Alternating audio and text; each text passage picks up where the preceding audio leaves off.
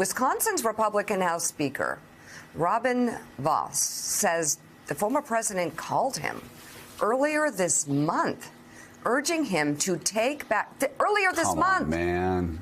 It's July. Get a life. To take back Wisconsin's electoral college votes for President Biden. Take a listen. It appears some of our lawmakers are taking issue with following the law. Another politician just filed suit in an effort to dodge a subpoena from the House Select Committee investigating the January 6th insurrection on the U.S. Capitol.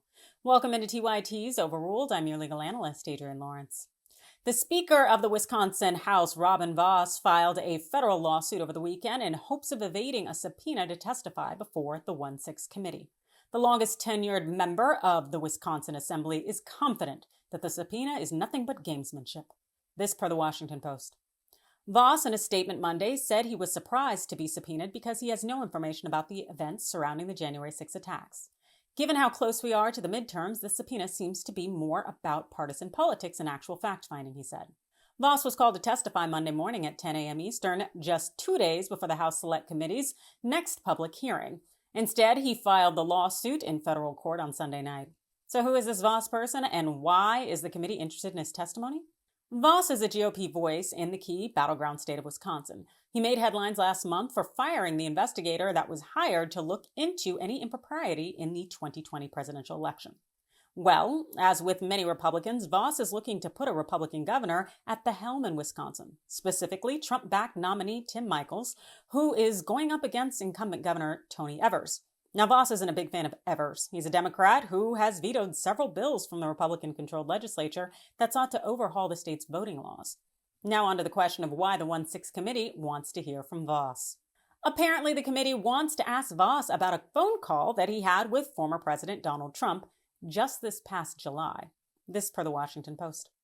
The call was in response to a Wisconsin Supreme Court ruling that absentee ballot drop boxes, which were used in the 2020 election and others before it, would be illegal going forward. After Vos took no action to overturn the election, Trump endorsed his primary challenger. While we don't know exactly the nature of the questions of the 1-6 committee wants to ask Vos, I assume that they want to talk to him about that phone call with Trump and also talking to him about how Trump responded when Vos was unwilling to help him overturn the 2020 election results. Although that led to Vos and Trump having a fallout and the former president trying to tank the man's re-election campaign, at which he failed doing, Vos still doesn't think that he should have to talk about the matter with the 1-6 committee. In his lawsuit, Vos argues this. The committee is demanding Speaker Vos appear for a deposition to answer questions irrelevant to the committee's investigation, with virtually no notice in the closing days of his re-election campaign, merely because of the committee's public relations scheme. Like a number of Republicans who are in the subpoena-dodging business, say, for example, Senator Lindsey Graham, Vos, too, is arguing that he was engaging in legislative work and thus the subpoena must be tossed. This whole legislative immunity argument has been played out. It wasn't successful for Graham. It will not be for Vos. But it's evident that the Wisconsin Assemblyman is looking to delay.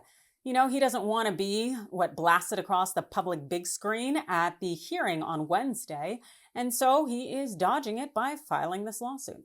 And assuming that no Trump-appointed judge jumps in to bastardize the law, it's unlikely that Vos is going to prevail in court. But again, the goal is to delay for now.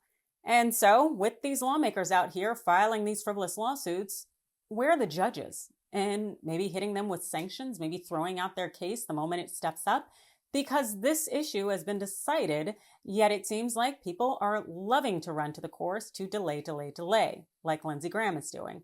And unless these judges step up and start issuing sanctions, then that's exactly what these lawmakers are going to continue to do in an effort to dodge subpoenas.